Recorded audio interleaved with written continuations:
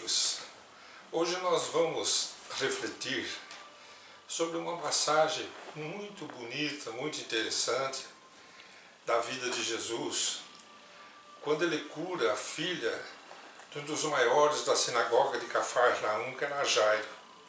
É muito interessante a gente olhar para todo o ambiente, como tudo aconteceu, para nós podermos tirar as melhores lições possíveis, sempre lembrando que são reflexões que a gente traz particulares, pessoais, mas que vão se somar a outras reflexões e com isso formar um conteúdo muito mais amplo. É só uma colaboração, um título de colaboração. No Evangelho de Marcos, os três evangelistas citam essa passagem. Está contando que Jesus está vindo lá de Gerasa, onde ele cura o obsidiado de Gerasa, ou Gergesa, ou Gadara, existem várias informações diferentes. E quando chega, desce do barco, está uma multidão esperando ele. E ele é cercado, é tomado naquela multidão.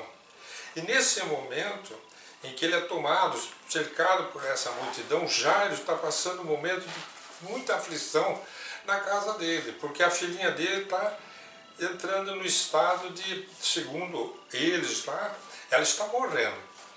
E ele, naquela angústia, sabendo que Jesus está chegando à praia, ele sai da casa dele, que já estava cheio de gente, ele sai para buscar o auxílio de Jesus.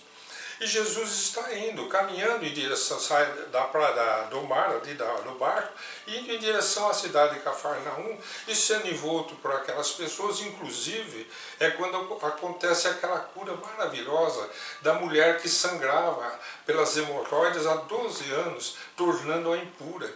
E ela se aproxima, toca nas vestes de Jesus, se cura sem que Jesus tivesse olhado para ela e dizendo para ela se curar, foi um ato da própria vontade, e Jesus vai caminhando. E aqui no Evangelho está dizendo assim, que Jairo se prostra aos pés de Jesus e começa a rogar: mestre, minha filha está moribunda, por favor, rogo-te que venhas, coloque suas mãos sobre ela para que ela sare e viva. E quando Jesus vai acompanhar Jairo, o que acontece? Então, aquele momento da mulher, Jesus dá atenção para aquela mulher, pergunta para os apóstolos: quem me tocou, que eu sinto que de mim saiu uma virtude.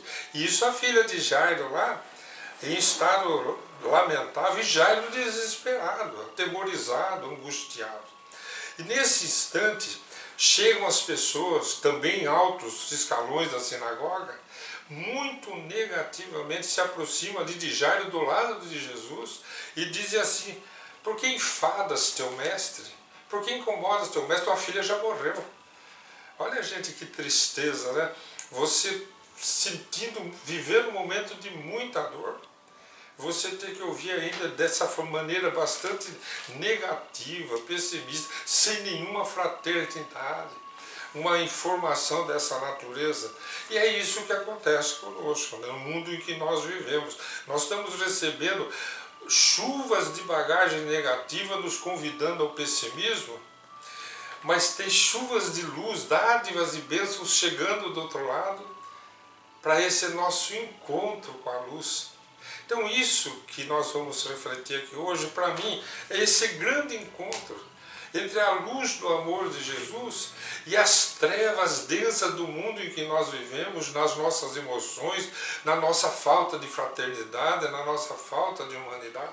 Então o Evangelho diz que quando Jesus chega à casa de Jairo ali, ele encontra um ambiente muito conturbado, muita gente já pranteando, já chorando, e ele chama a atenção, porque esse alvoroço, ela apenas dorme. Agora a gente veja a qualidade moral daquelas pessoas que estavam ali. Quando Jesus chega e vê aquela multidão pranteando, chorando, e ele pergunta: por que esse alvoroço, ela apenas dorme? Aqueles que estavam chorando param de chorar e começam a rir, a ridicularizar Jesus, né? Porque dizendo como se ele fosse um tolo. E Jesus, então, nesse momento, ele pede para os três dos apóstolos que o acompanhavam, Pedro, Tiago e João, os dois irmãos, pede que entre só eles e os pais da criança. Mas não faz só isso. Jesus chega e pede que todos saiam. Então ele pede que entre com eles aqueles que poderiam ajudar e pede que saiam os que estavam atrapalhando. Isso nos leva a uma profunda reflexão, muito importante. E aí ele adentra o quarto da menina, pega a mão da menina de uns 12 anos de idade e diz assim, em aramaico, Talita cum, menina, eu te ordeno, levanta-te. E a menina acorda. Aí ele diz duas coisas que caberia uma outra reflexão, fica para uma outra hora. Primeiro ele diz para os pais, dê a ela algo de comer. E depois ele diz, não digam nada do que se sucedeu nesta casa. Mas sabemos que todos viram o que aconteceu. O fato é que a menina foi curada imediatamente. Então nessa reflexão eu dividi esse fato para melhor compreensão em dois andamentos. O andamento da sombra em direção à luz, Jairo, saindo daquela densidade atmosférica, indo em busca de Jesus, a luz do mundo. E Jesus vindo, espargindo luz, curando no caminho, mesmo sem a próprio ato da vontade, pela fé das pessoas, espargindo luz. E quando os dois se encontram, qual que é a situação em que ali se dá? Jairo atemorizado, sentindo perder a sua filha, que ele amava, e Jesus primeiro trata Jairo. Ele diz, acalma-te, confia, crê, ela viverá. Então primeiro ele trata o medo de Jairo. Então ele vai tratar aquela angústia de Jairo. Calma, crê, sua filha viverá. Então naquele momento Jesus já medica Jairo, vai emprestar-lhe a fé.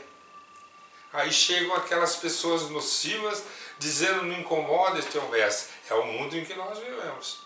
É um mundo negativo, sempre trazendo notícias negativas para piorar o que já não estava bom.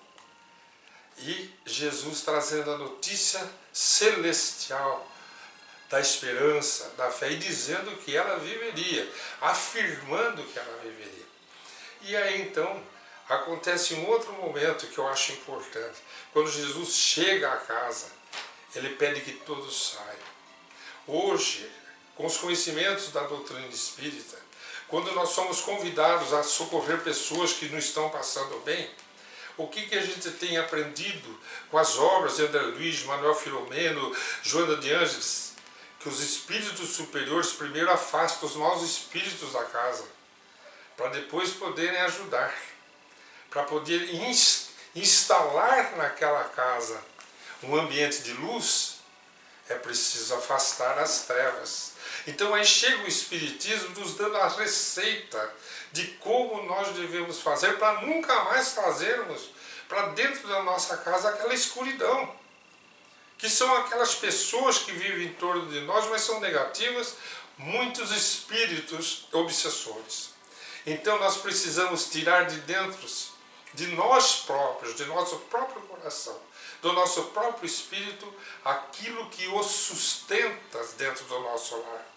Nossos hábitos, nossas conversas, nossos assuntos, nossos pensamentos, é tudo que atrai o que não é bom e que sustenta, alimenta o que não é bom dentro da nossa casa. Porque se nós queremos que a luz do Cristo, através dos benfeitores amigos, estejam protegendo o nosso lar, nós temos que afastar as trevas.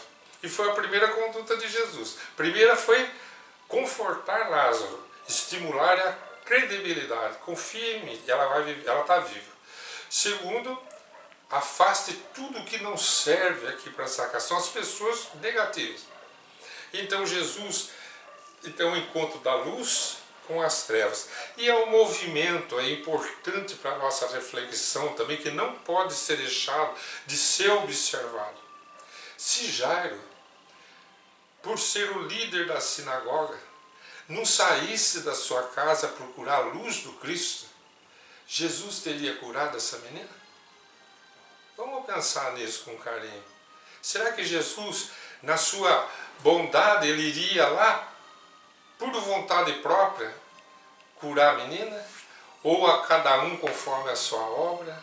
Ajuda-te e o céu te ajudará?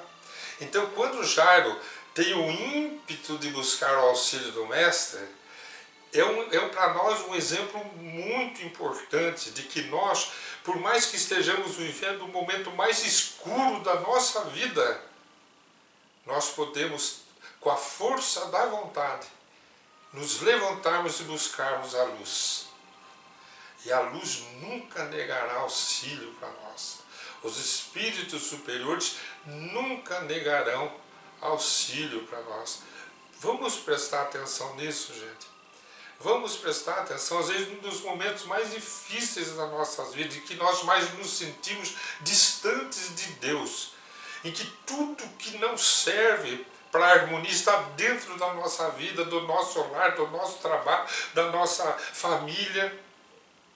Vamos nos ajoelhar como Jairo, nos prostrar, espiritualmente falando, não é ajoelhar no chão duro, é nos rendermos ao Criador, à bondade de Deus e pedirmos a ajuda celeste que nunca nos faltará. Até o nosso próximo encontro.